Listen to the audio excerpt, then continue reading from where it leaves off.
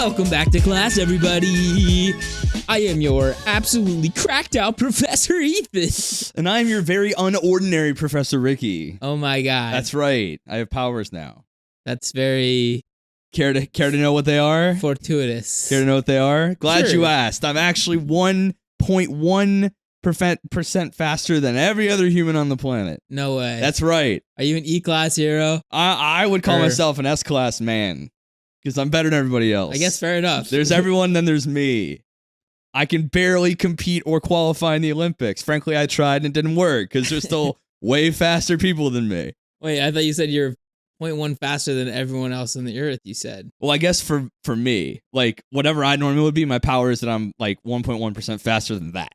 1.1% Yeah. or 0.1%? 1.1% faster than what I would be normally without my powers. How'd you get like that? I'm not sure, man. I was just running one day and I like hit some radioactive stride. What the fuck? I don't know, man. I just found myself with a sudden burst of tiny speed.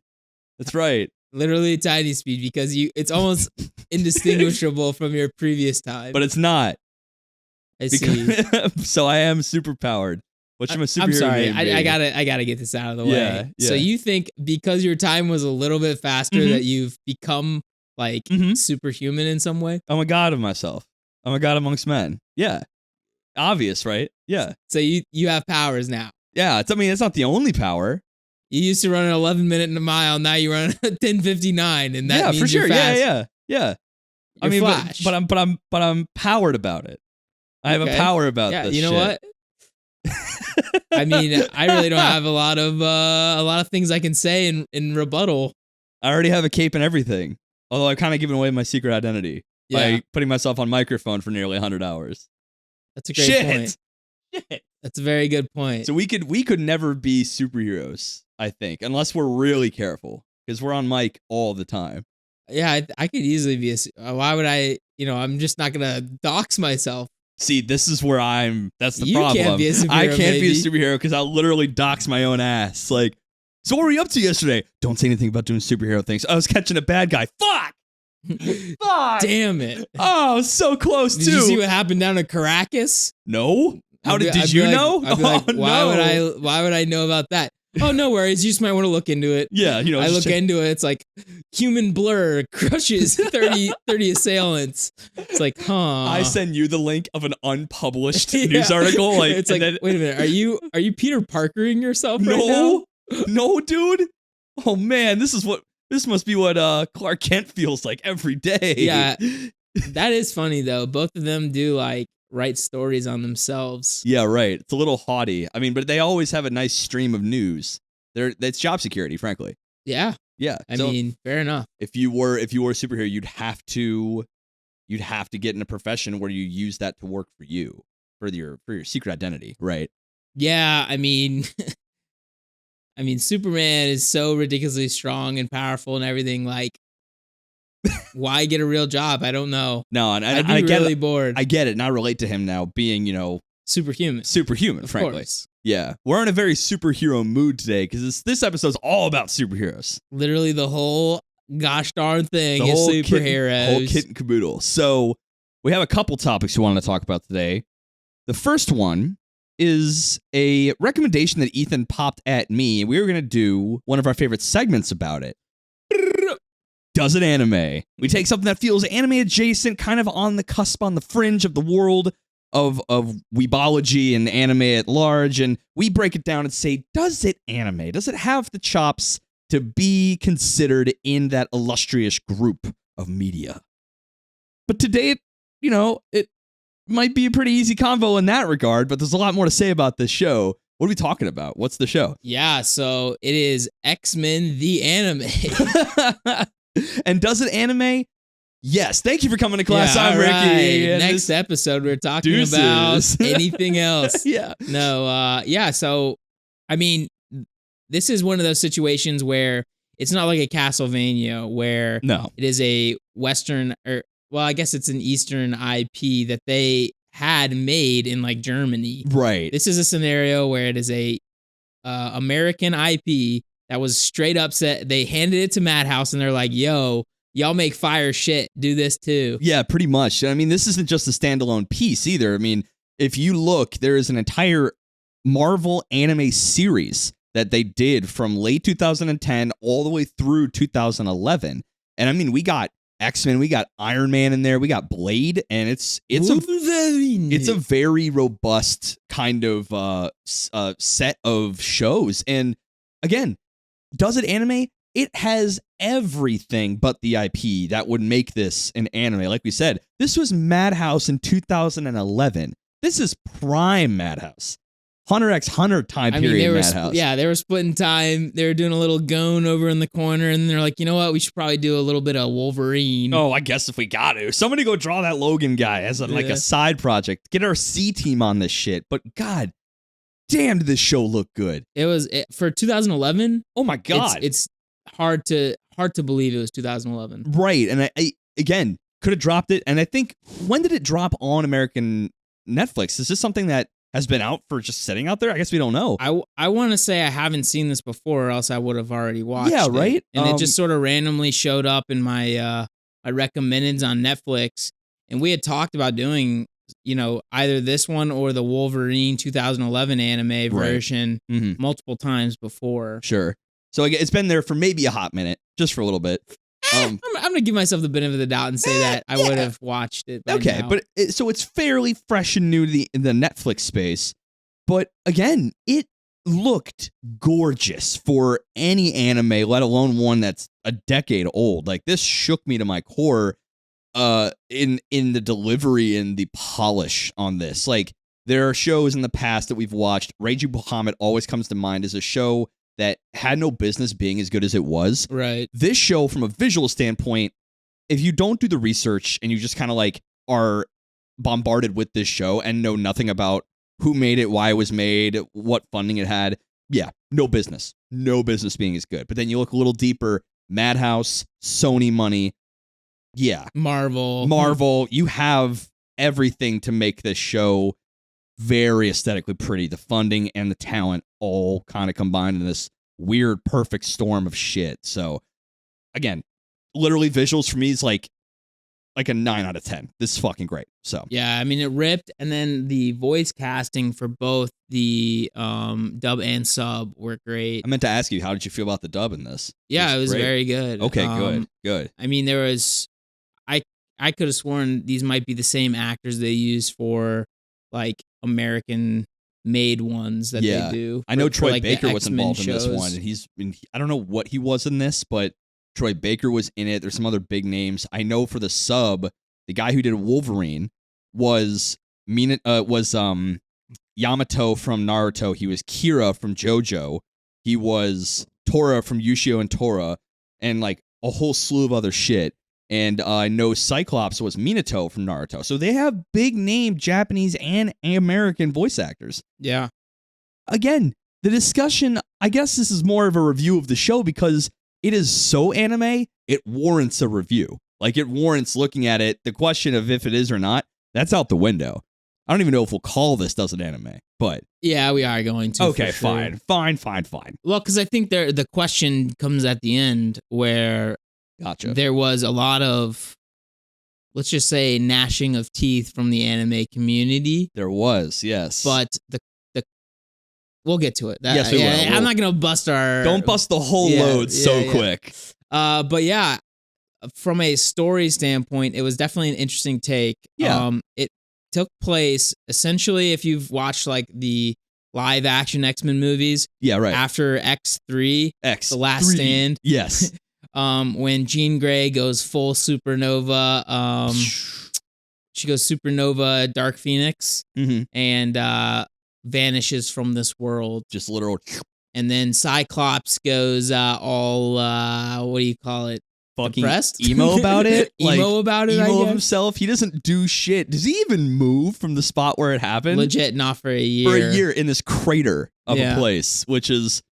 All right, Cyclops, it's a little bit much. So from like a fan, from my perspective, like I definitely followed a lot of the different like timelines, different stuff like that. For X-Men, Avengers, yada yada. Mm-hmm.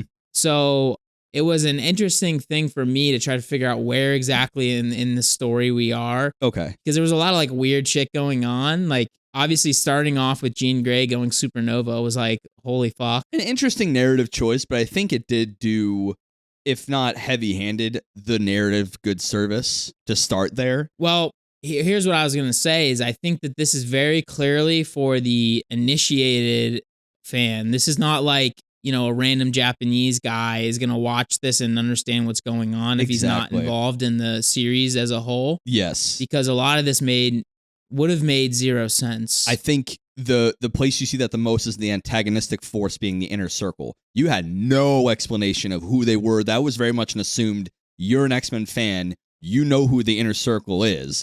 And they make references to rankings and positions. Well, it's just funny because they're generally called the Hellfire Club, and then there's even farther is the inner circle of that. So it's like the outer collection is the Hellfire Club, right. And then the real big boy squad in the middle. Right. Cool. And those are all given like positions. Like White Queen was Emma Frost, Red King was Magneto. That explains the White yada, Bishop. Yada, okay, yada. Cool. I was wondering where the hell that came from because again, I didn't. It's all chess related. Gotcha. Okay. The way that they named those positions. Okay.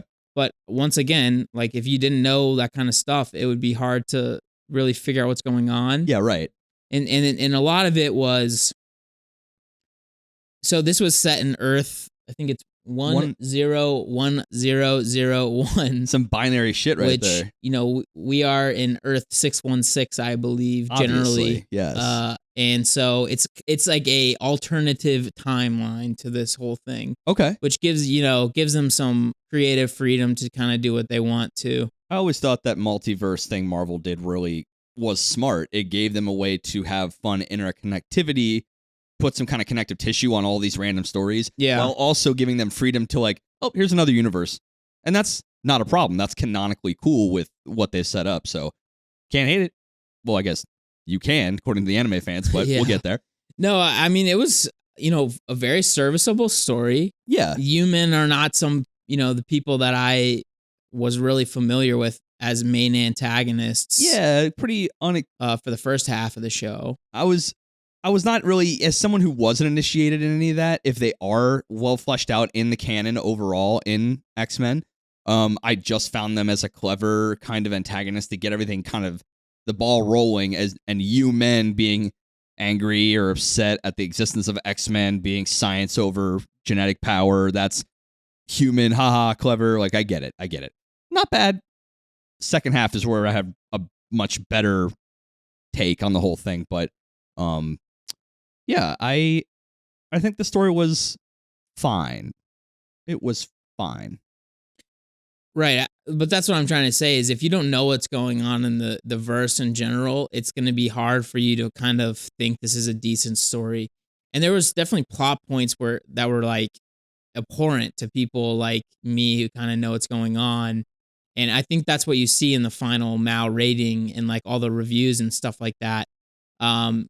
Characters I thought they did really well. Wolverine was done extremely well. Fucking awesome. He was broad as a mother freaking Tonka truck. Actual wide load. He was short, which he's supposed to be. Mm-hmm. So I was, during this, I was looking it up. I'm like, all right, let's figure out like what his like his measurables are supposed to be. Okay. I guess he's like, before all the adamantium was added to him, he was like 5'9" and 190. Oh shit. After he's like 5'3" and 300. Oh damn, I didn't realize he shrank that much from that. Yeah, so he gets like a spinal injury. Okay. As well as like the shit's just heavy as hell. Yeah. Which also explains why he's so like burly, right? Yeah, and he's kind of low to the ground, always kind of crouched and centered. That's interesting. And why he's always pissed off because it is very painful. Right. He's always recovering, but doesn't mean he doesn't feel that shit. Yeah. Like, yeah. And I think they did a good job with his regenerative abilities. Right. He's been, one of my favorite mutants for a long time because it's just like such a cool freaking ability. Right. You can literally just like throw yourself at people and it doesn't matter. Like they could shoot you in the head and it does not matter one fucking bit. And the idea of the augmentative opportunities on a body that cannot be hurt no matter what you do, or at least break down no matter what you do, offers up stuff like the adamantium skeleton and all that stuff. And I'm super here for that. And they did a good job. Oh God. Cyclops is also done extremely well. Yes. He's very moody and, kind of Captain America-esque in some regards when he's, ruling the team or running the team. That was done well. The quips between him and Wolverine were done extremely well. That was great. I did kind of get a little. They both are down with Jean Grey. If you they catch are my both drifty. Oh yeah.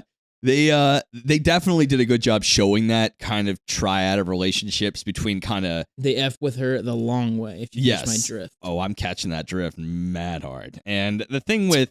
All right, now I'm creeped out. No, too bad you brought this up. So the Cyclops thing, I felt they really kind of ham-fisted the whole moodiness aspect, which it's a year, dude. An entire year of just living in a crater. I can understand if he's still kind of living a life day to day and just kind of operating in a way that he's definitely a changed man, but he's in a fucking crater for an entire year, right? I don't understand it. Everyone else seemed to be at least operating in some respect normally.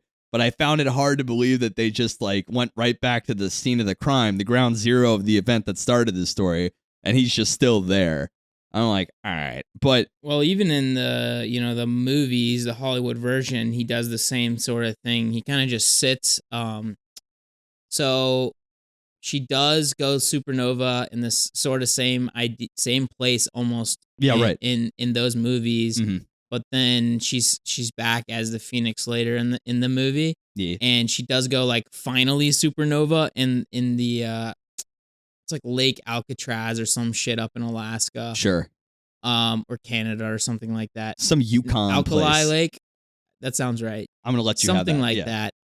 And then he literally will just go there for a year. So it's not necessarily, I wouldn't say it's weird to his character or anything like that. It is dumb. Yeah, I mean, from a practical standpoint, it's a dumb thing to do, but also buck up, bud. Yeah, right. She fucking exploded. She went supernova in front of you. What do you want? Yeah, there's other hotties out there. We saw some on this show. Come on, 100%. You're the leader of the freaking X-Men. Your game is ridiculous, donkey. You can go out and do anything you want, and you're gonna get swarms of ladies, but none of them are Omega level, I guess. That's on his Tinder profile. I like girls that like to have fun, adventurous, and are Omega level only. If you're not Omega, please swipe left. Yeah, so that actually comes to some of the biggest problems with the show. Okay. What you thinking? So Storm was weak as shit. She's literally Omega level. She's a Horseman of the Apocalypse in different canons. She is ridiculously strong. Is it canonically the fact that she essentially is a glass cannon? She doesn't have any endurance at all? No, that's not. That's not a thing? I mean, when you say Omega level, generally what that means is that you can warp reality in some way. Some way, okay. You can do wild shit. You're messing with laws that are base level. Okay. And so you see, just for example, Iceman becomes Omega level. Okay. Because he's able to do wild shit with ice, sort of like a show scenario. Okay. Stop time kind of thing. That's rad as hell, actually.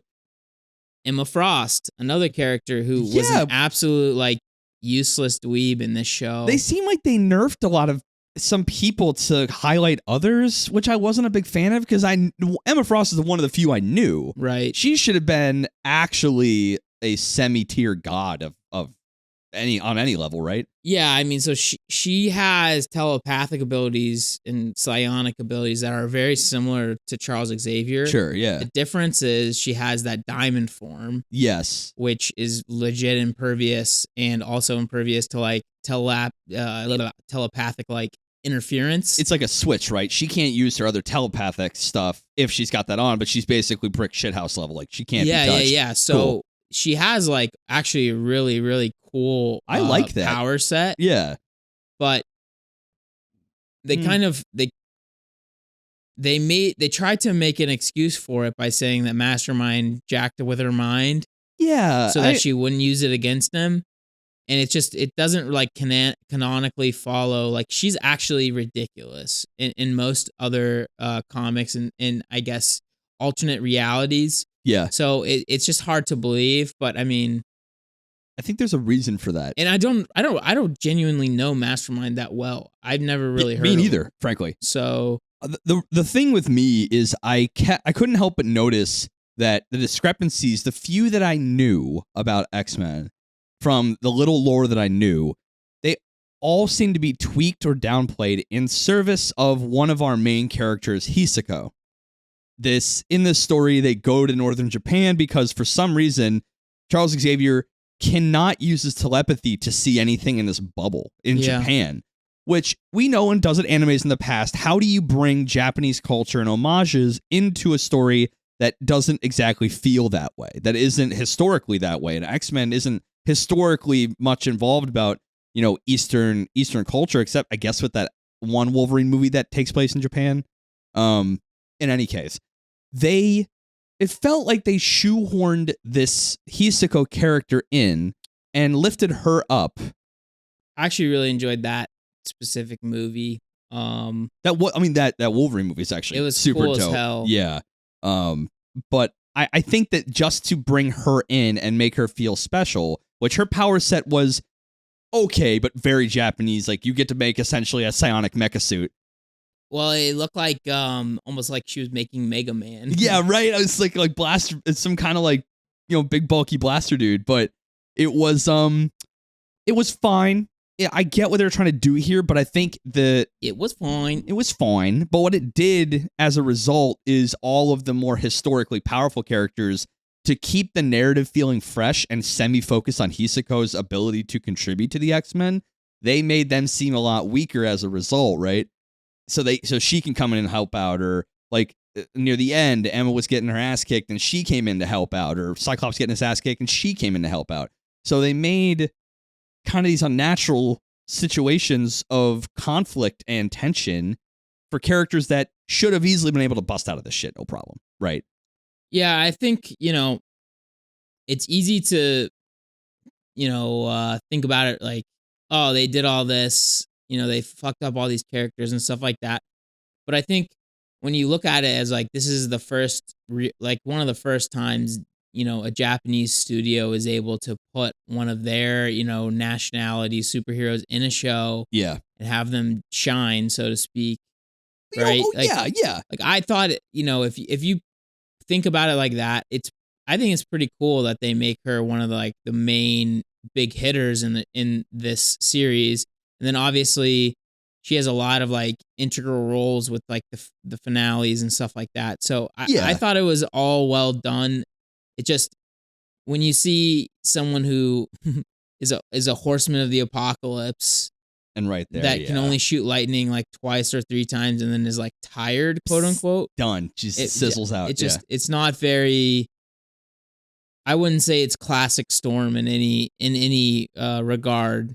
Right, and I think that's what I was trying to get at. Is what they did to include her, Hisako, in the integral nature of the show. That is good. I really like that she was there.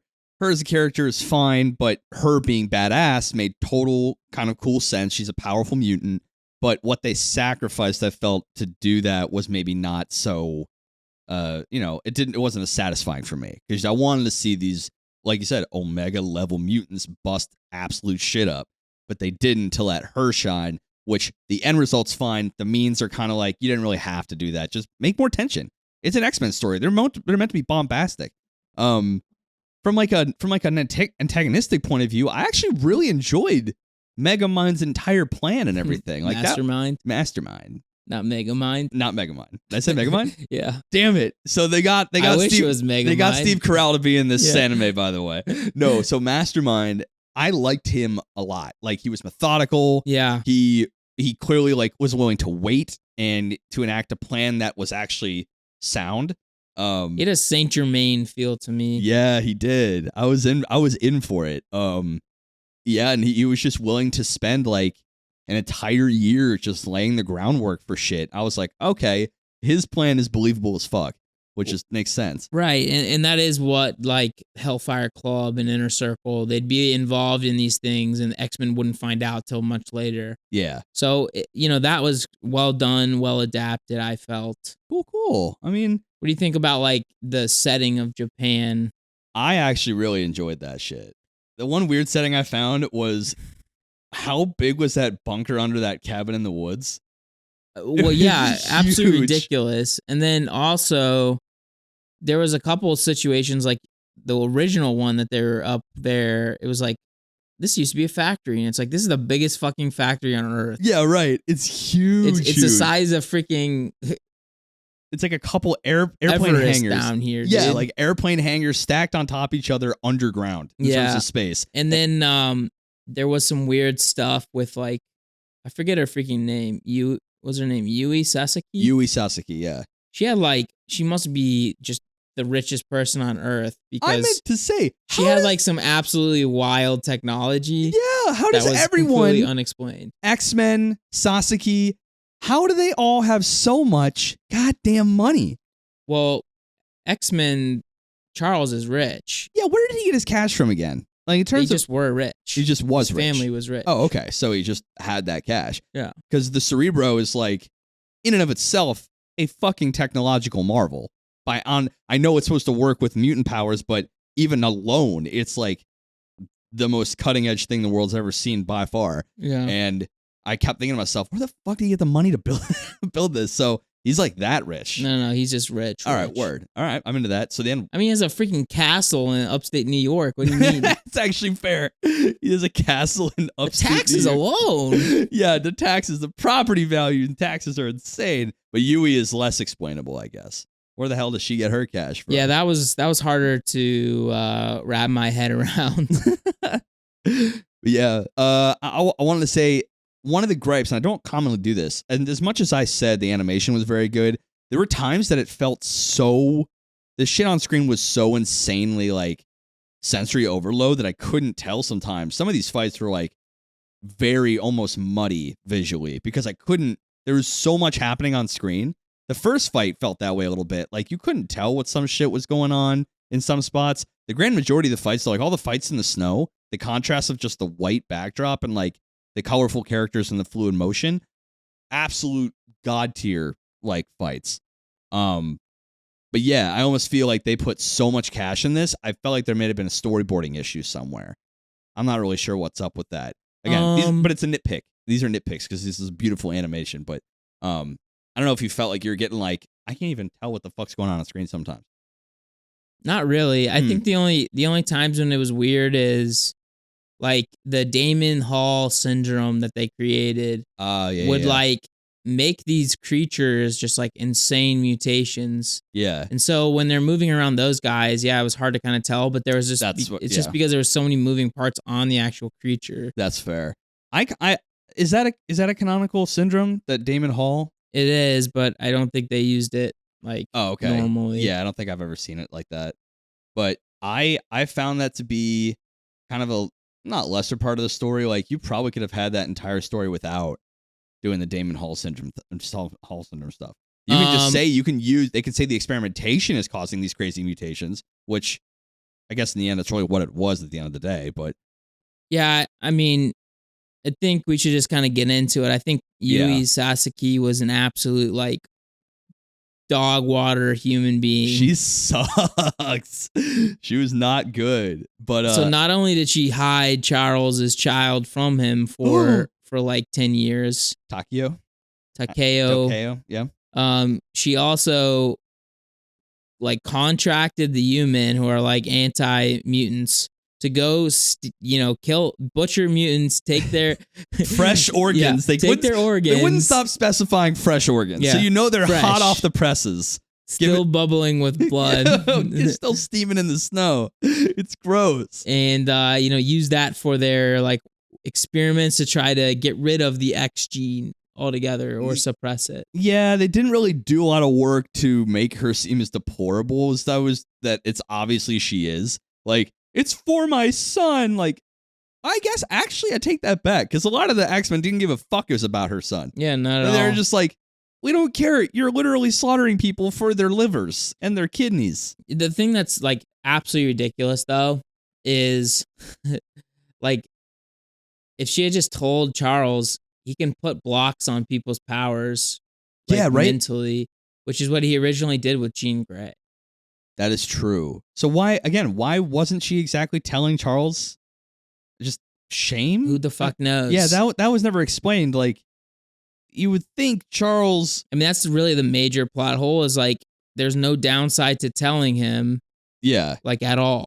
Right. And the more you don't tell, like, the longer you wait to tell, the worse it's going to be when you find, like, oh, yeah, that, we've had a son for, like, 13 years, by the way. And he, like, blamed Charles, and I'm like, if that Charles was weird at the if end, Charles right? goes down for this, like, somebody needs to get killed over at Madhouse, because that really makes did no my boy sense. dirty, yeah. No sense so at all. shitty.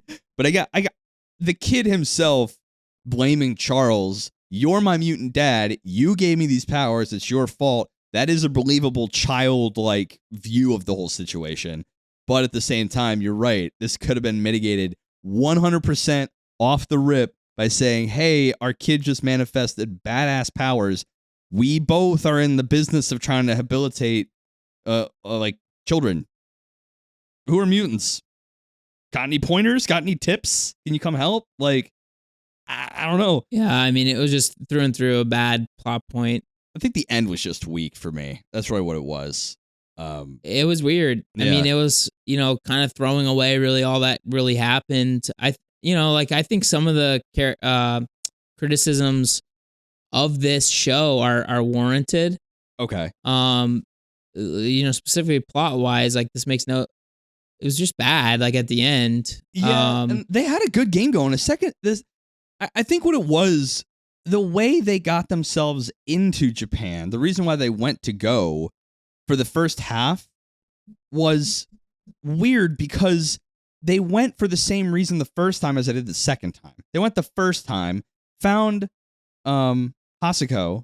I don't even know if I'm saying her name anymore, but they went and found her. They took her back. They were actually in the humans' base. They trained her up, and they went back for the exact same reason. That back and forth seemed like a narrative padding to me. Like, I felt like the real show started at episode 6. When they went back, they went to the actual center of the spot. They got attacked by the humans. Why are they working here? I don't know. It all seemed like the first 5 were just kind of this weird prelude to the good story I want to hear. I wasn't the biggest fan of the first 5. The last everything up to the ending, I was enthralled as fuck with every beat. I think it could be the fact that they realize there's this virus now, and so he had to go back to New York to actually synthesize a cure. So okay, I could buy that. That's the only plot reason why it happened. Yeah. And then obviously, having Hisako or whatever her name is, and Emma be kind of inducted into the team by Charles is the other reason. Yeah. But I agree.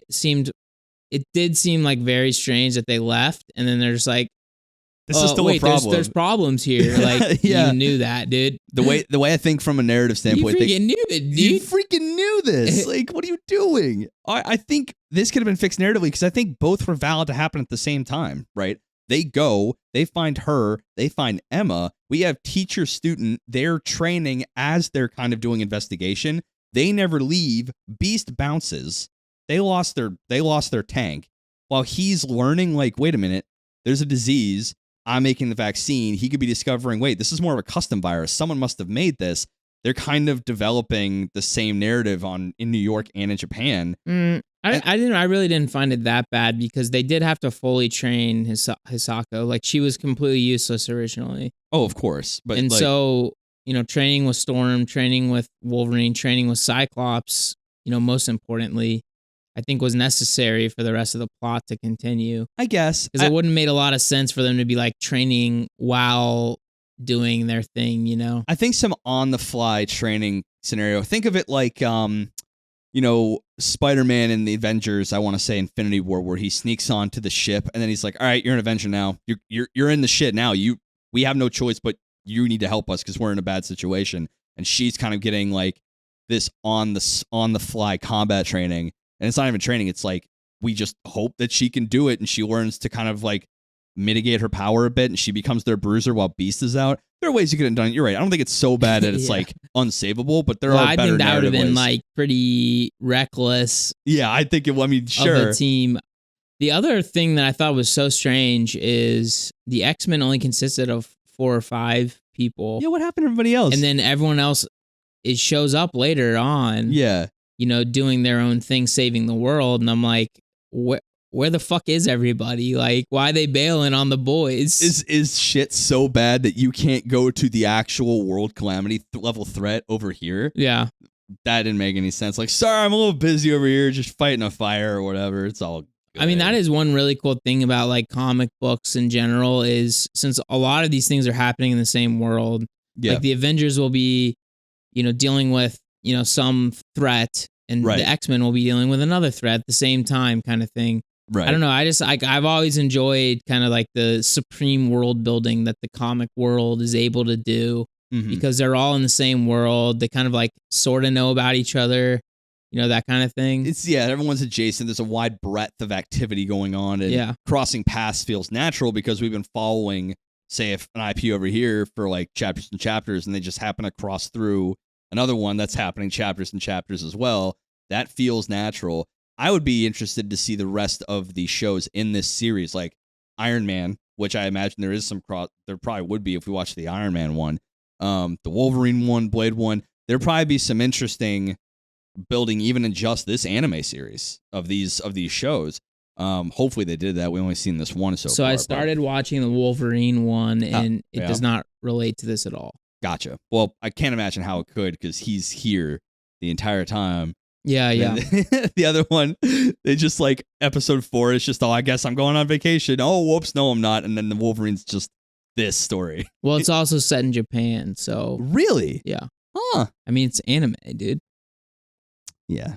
Like, is it anime? Does it anime? It does anime. That's all for us, folks. No, I thought another thing I think that is just like super indicative of it being like full on anime was all the not subtitles, all the credits in the beginning and the end were all like pure Japanese. Oh, for sure. Yeah, every episode had like the Japanese and the English name to it, and I never saw any of the English ones. Oh, really? Yeah. Fair enough. The one thing you're watching sub, duh. Yes.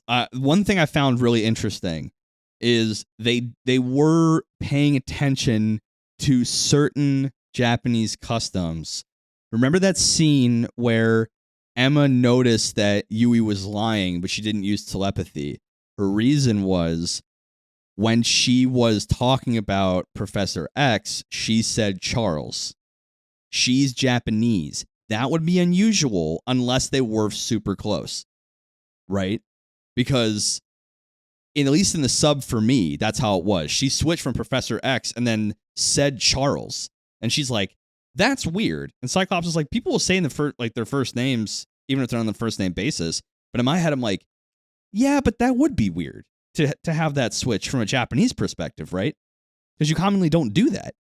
Yeah, I don't know if it was that serious. I'm reading into this. Yeah, baby. you are for sure. Well, but so did she. So it makes sense. Yeah, right. It's true. Yeah, what right. You're saying. I just don't know if that was the intent of that. Sorry, my wrinkles are showing. I don't know. Yeah, I mean, but again, if you want to read into it, then yeah, you're totally right. But it was definitely a situation where they're like they knew each other. Yeah, right. They're getting and around. Let's face it, they knew each other. They have a kid together. Yeah, they knew each other biblically. Pretty well. Biblically, yes. I was going back and forth whether I thought that the Japanese setting was more of a backdrop or they really was integral. Could you have told this story anywhere else in the world? And my answer is kind of yeah. This could be set in Russia easy, and 100%. Story would have been the exact same thing. Which is it anime? Yes, but it felt like the Japanese setting and inclusion was a bit of an afterthought. Not that it detracted any, it being there versus somewhere else. But if they're trying to sell it to like a Japanese audience, which my money is they actually weren't. They just knew they had an anime on their hands, so might as well set it in Japan.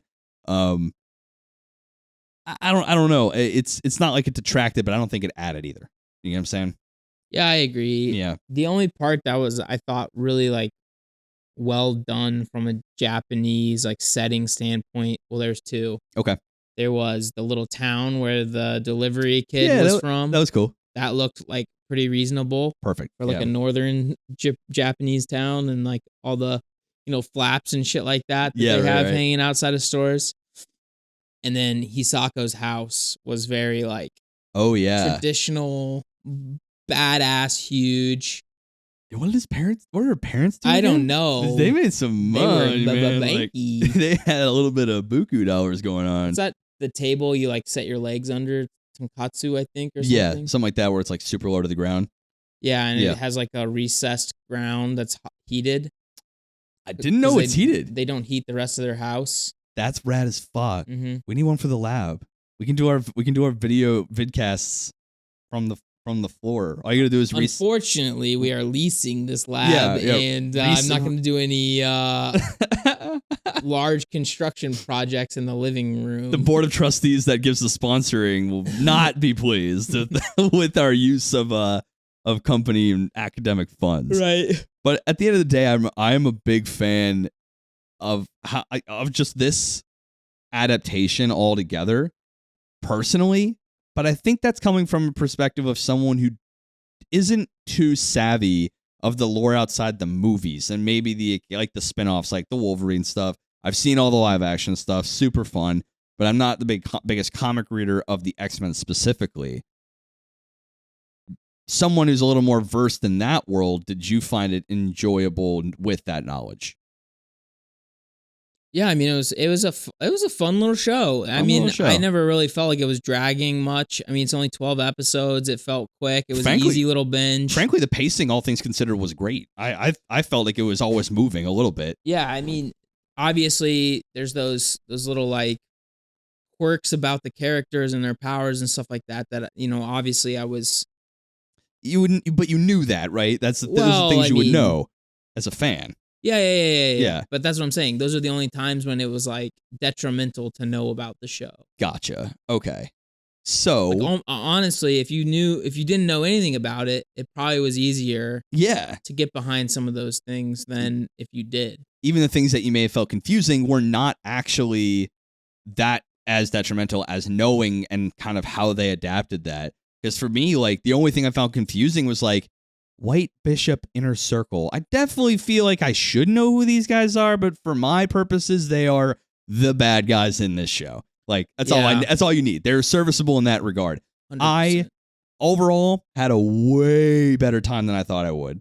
I was very pleased. If you want this nice popcorn, beautifully visual anime, which it is an anime. Yeah, do it up, guys. It does anime. It absolutely slaps as an anime.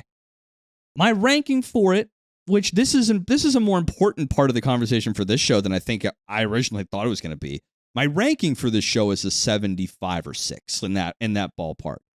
Visually fantastic. Not gonna add a wrinkle or two on your brain. You're not gonna be thinking too hard. Narratively, it was fine. The characters were good. Everything was solid. You're gonna walk away like, my time wasn't wasted. Yeah. I didn't feel augmented after watching this. I'll say a solid 70. Okay. And it's just because, while all the characters look like they should, they were, Storm and Frost were gorgeous, but they both were like weakened beyond all repair nearly. Yeah. And, really, I'm not a social justice warrior or anything, but those are some of the strongest females in all of like fiction.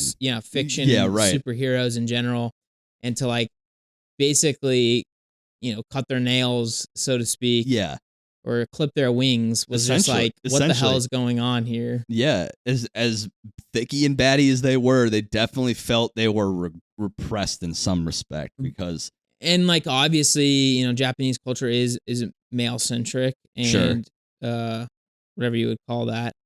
But I don't know if that's why what we're seeing. I thought it was just in an attempt because Hisako wasn't, a 30-year-old super hot, chickie. Yeah. That they had to take the super hot chickies and kind of, knock them down a little bit so that Hisako could rise so heavily. Yeah, I think that's 100% what happened. And again, I don't think they had to do that, but it was a real kind of quick and dirty way to make it seem that way. Yeah. Which is, again, fine for the show. This show didn't try to make it seem like it was doing more than it knew. It had a quick story, fun characters. We're going to add a little bit of Japanese flair to an otherwise pretty normal standard X-Men story.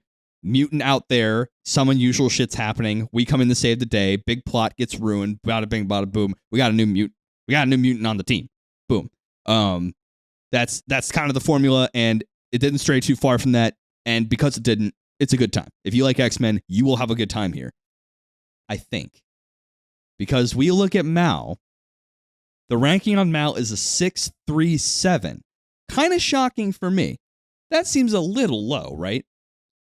Yeah, and I think it's probably just people saying similar things that I said, but to like the a billionth degree. There it is. I found it very strange that... Well, because I would say if this was set in 616 and all that occurred, then yeah, it'd be weird as shit. Okay. Like none of it would make sense and it wouldn't feel right.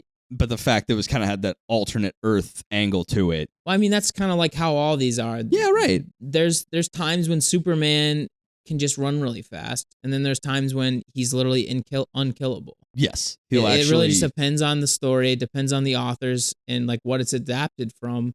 So, you talk about another fandom, so to speak, that has like insane gatekeeper-itis. Yeah. It's them. Yes. So, very closely related to the weebs. So it's kind of gatekeeper land. It's the worst of both worlds, right? It's the gatekeeping from two different mediums. It's a dangerous place to land. Because that was the thread, because I was like, this is odd. I went through the reviews, and all the ones that were at that level or lower contributing to that dampening of the score, almost 100% of maybe the 10 I skimmed, all of it, every single one without fail, was riddled with, in the originals, in the canon, in the lore, in the this.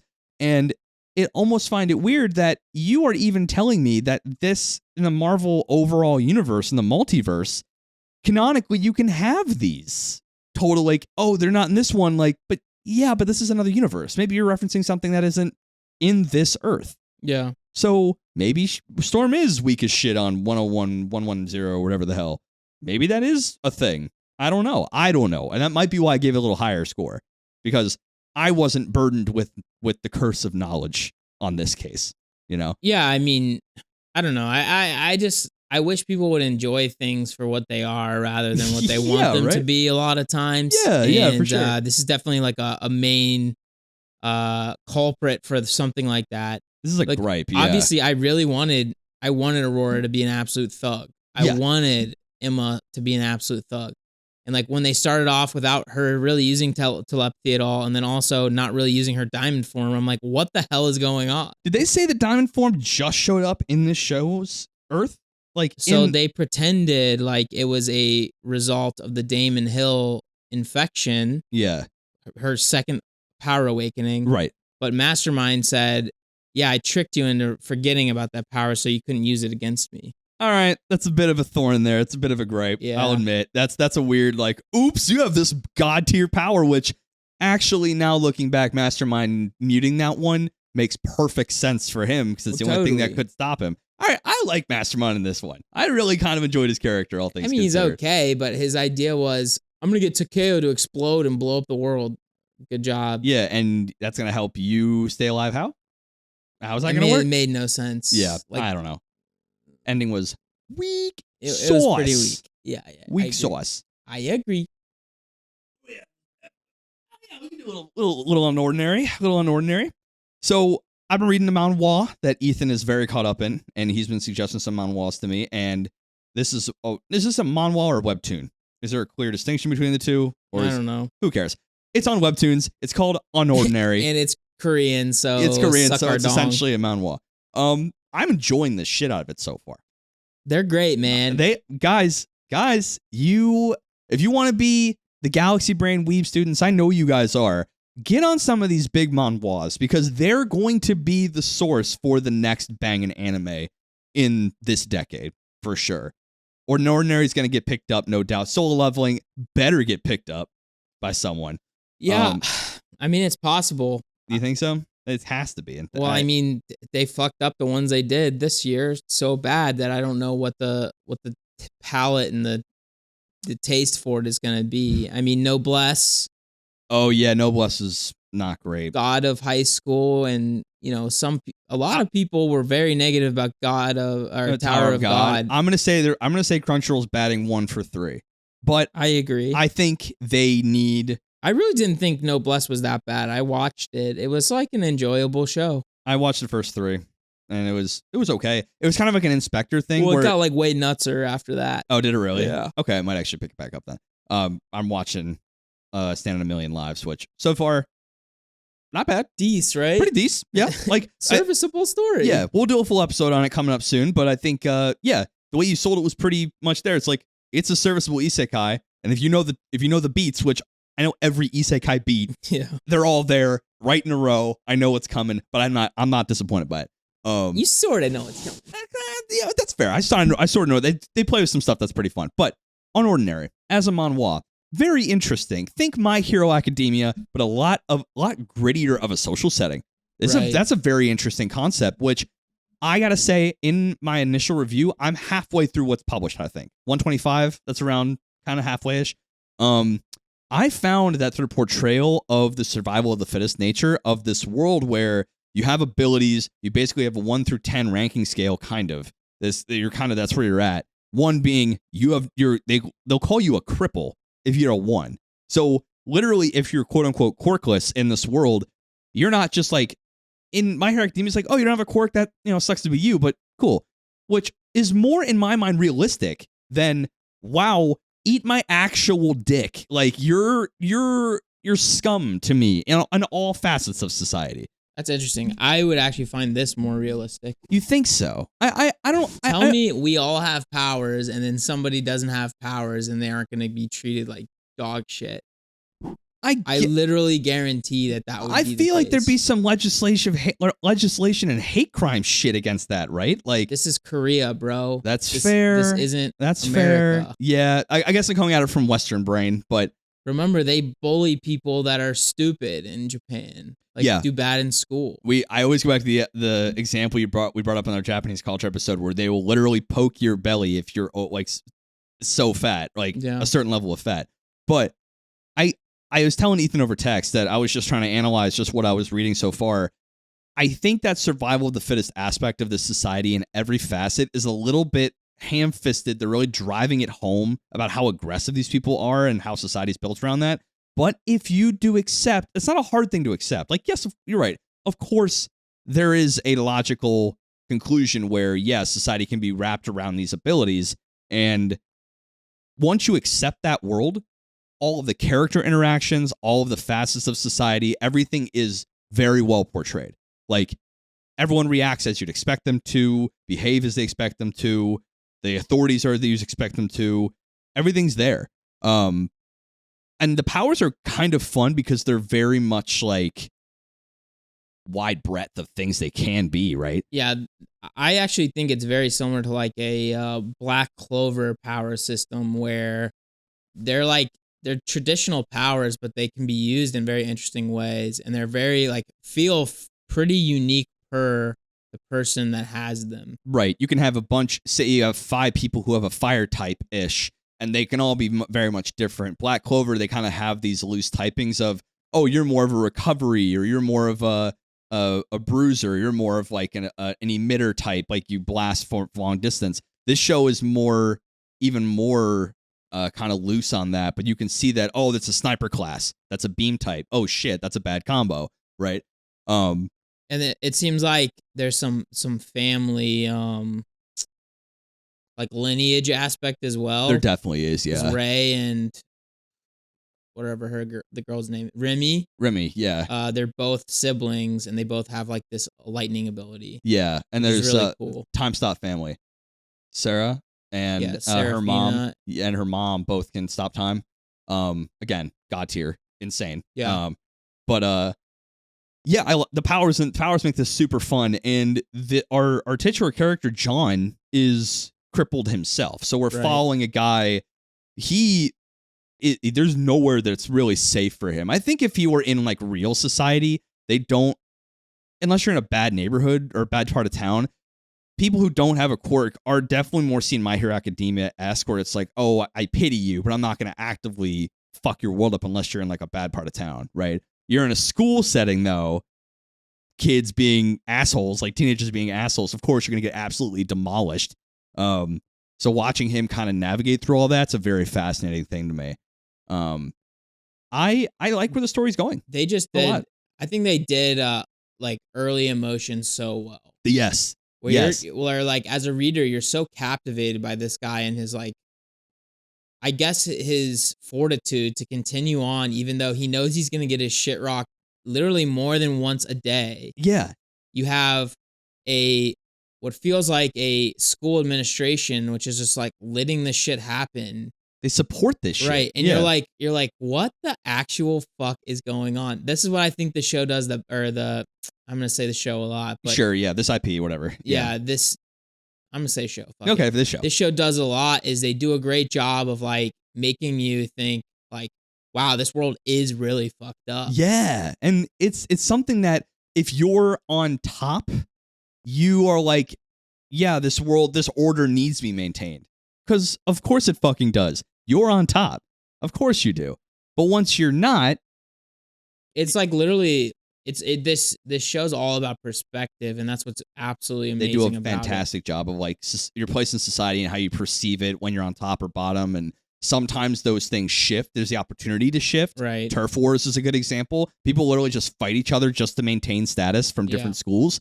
I feel the one downside I'd like to see more, which I think, again, I'm only halfway through. I imagine they get into this. Outside of the school setting, there's like the king, the queen, the jack, and the ace, right? These are your top 4 dogs in the grades or whatever the fuck, or at the school, really. What happens to you after that? Remember when Ray was graduating? He had a king, like, kind of scarf on his graduation gown. What does that get you in society? Where do you go from there? I'd like to see more of that, right? I think I will, but where I'm at right now, I don't really see, like, it seems so centered on the schooling aspect that, like, I like to see the society at large. I think it's not really all that different from like traditional Japanese or Korean IP where you're number 1 in class, so you're going to get a great, university and a great job. Oh, you're just kind of set up for that's success. Literally like, I feel that. Okay. That's the way they explain it. Mm-hmm. It's like basically the heavens, you're a god amongst men if you have king of Wellington High or whatever the fuck you're on your resume. That's a fat line on a resume for sure. Exactly. I like what they're doing in the show too, of the theme of destiny in fate in society and your call to action against it, right? Because there's characters that are probably powerful enough to be the ace or the king, but either deny or defer that responsibility. And the people that know or understand this actually hate them for it. They blaspheme them for it because you're destined to be this strong. Why aren't you doing that? Why aren't you being that? Why are you following your own path when you're clearly born into some certain caste here? And that motif is everywhere in this IP. I mean, it's so well done. It's really like good. The idea of like realizing you aren't good with certain things, right? Like say, when you have a lot of power, you act like a psycho. And then, deferring that essentially and saying, I'm going to go just be nobody. I'd rather that than what I was. Then, kind of like the idea of, that's his idea because he hasn't seen the bad. Yeah, right. And then, or let's say Arlo, for instance, was like, but you're the strongest. You need to be the guy. Because you were born this way and you have X, you're born into X, you have to be Y. Yeah, it's just like different lenses of the world and like how they clash and stuff like that. And it's one of those scenarios where I'm not trying to spoil too much, but just saying like these are the kind of villains that I like the best, where they do bad things, right, but for understandable or decent reasons. The reasons, at least once shared, you're like, shit, in his shoes, I can see doing the same thing. I mean, I'm like fully on his side. I'm not even gonna lie. Right. Yeah. I think obviously there's a little bit of like execution issues here. Scope creep is what I would call it. Yes, where it's just like really it's getting a little wild for no reason. Yeah, like, right. But I think I totally understand that. Even where I'm at, I don't really know the full reason why X is happening. Oh, that's cool. Okay. But, anyway, I'm like 220 in, and I still think it's a great great show. Yep. This is there's aspects that have started to drag a little bit, but the world in general is really cool. The idea is super cool, and I like what they're trying to do. Like with discrimination, with classism, stuff like that. Something I'm noticing with a lot of these very well received manhwas and Korean IPs. If you think of like Tower of God, you think of Solo Leveling, you think of Unordinary, and probably a few others. The central motif is how refined of a story can you tell about disrupting systems. The entry point to disrupting a system. Tower of God is all about this agent that is disrupting a long-standing system. Solo Leveling, same thing. Unordinary, same thing. But Unordinary is doing it in a much more subtle way of you not participating in the system is disrupting it. And there's other ways that this caste system is getting disrupted. So I think that Unordinary stands out in that they're being much more nuanced about, commentaries of a certain system and order and breaking it or adhering to it. But yeah, like I'm only halfway in.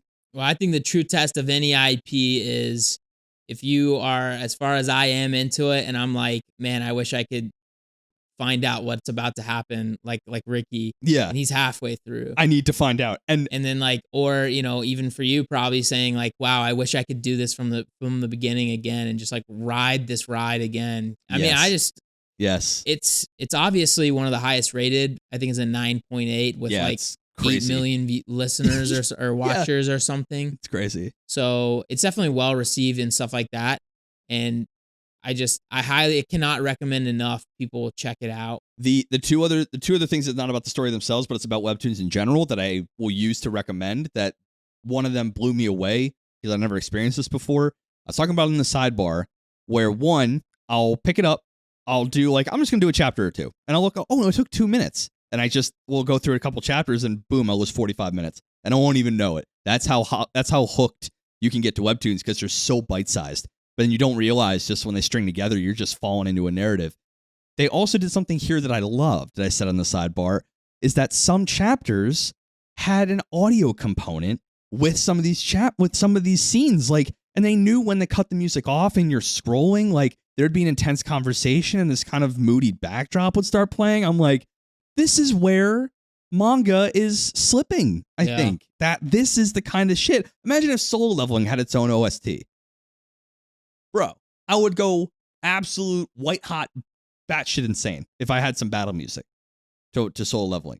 It's such I think it's definitely an aspect that is really the future of this kind of medium. Yeah. And I know that, people that like manga, manhwa, yada yada, like to like have physical copies of stuff. Yes. But let's face it, it's very expensive to make all those. It is. Yeah.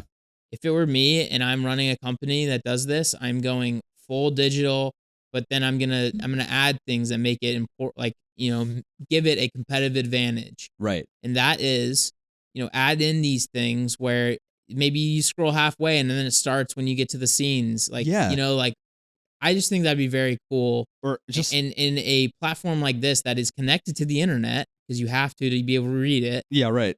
Like this is what this can be. Yes, I'm even thinking in the future you can even have stuff that are semi-animated, just like a two-panel thing, like as you GIFs. scroll. Yeah, you basically have GIFs. Like you have someone, you bring in like an animator to do like a quick 10-second GIF, and you try to scroll, it'll lock you there, play the GIF, and then scroll past it. Yeah. Fucking brilliant. And I think there is real growth here to play around with the evolution of a drawn medium. So again, get on it, folks. It's the wave. I'm telling you. But yeah, all we recommend here today are all good things. You got to go watch, the Marvel anime. You're going to have a good time. Popcorn shit. Very well animated. Your eyes will thank you for it. If you want a little more brain shit, go to Unordinary. Webtoon. It is free up to a certain point. You can pay, I think, to do the most recent 3 or something, right? Yeah, Webtoon lets you fast pass, so you can like do the most recent 3 episodes, but I've never once paid for it. Yeah, no. I mean, most of these IPs, if you start now, you've got 200 things to read, so you can catch up quick. Like honestly, in a week and a half, 2 weeks, you could easily catch up. Mm-hmm. But and there's definitely some where I'm like, damn, I want to buy this, and I'm just like, nah, you know what? You don't need to do that. Nah. But there's your homework, students, and Yeah. Thank you for coming to class. If you want to listen with your ears and your eyes, hello, YouTube gang. I uploaded all 3 of them. The last 3 I had to do all in a weekend, so I hope you guys love that bombardment of video content. But if you just want that audio goodness with your ears and not your eyes, go to anywhere you get your podcast fix, from Apple to Spotify and everywhere in between. Leave us a 5-star review and written while you're there. You're already there. You might as well do it. You're there, dude. Yeah, that'll help us pop up on other recommends so we and all the students get all the anime goodness. Follow us on Instagram at weebology.podcast. We got memes on news and sometimes giveaways. Twitter at weebologyp. Our email, if you want to give us some little old school email love or tell us an anime we got to watch, which I think coming up soon we probably should do some of those, because I've been being bugged to watch Drifters, and I got to watch Drifters, which I heard is actually pretty good. Yeah, I mean... we got a lot of shit going on. We do. Yeah, we just got a lot of scheduling problems, and they're going to just continue. Problems. Just got a lot of problems. After April, everything will be Gucci. Okay, so at least for me. Maybe expect some stuff more akin to that then, but if you want to add to the list in the meantime and get your stuff in before we start blasting through them, weebologypodcast@gmail.com. If you want to give us some monetary love, only if you can, patreon.com/weebology. $1 and up gets you into our Discord with all of our past guests and the current adjunct professors and teaching assistants alike. $3 and up gets you the syllabus sidebar, our lo-fi, high vibe, sometimes anime, sometimes not podcast, where we riff about random shit. The last one we did from this recording, we do something called The Price is Wrong sometimes. Yeah. Where we go back and forth about super weird shit you can buy or have been purchased in the past on the internet. We try to guess how much it is. Fun fact, we're almost always wrong because they're weird. I've only gotten one right. You have only gotten one right. I think I may have gotten one close. Yeah. But fun fact, Abraham Lincoln's hat is worth $6 million. If you want more 6 million smackaroos. If you want more shit like that, come on over to the syllabus sidebar. I think that's everything I had. I'm going to go home and I'm going to go catch up on anime. I have not seen any of the weeklies this week. So I have literally a fucking bucket of good content. And until I can work my way through that bucket, I'm Ricky. And I'm Ethan. And this has been Weebology. Deuces. I really do have a nice night of anime. Yeah, I got essays. Curated. I'm sorry. I keep Appreciate the rubbing in. It's curated.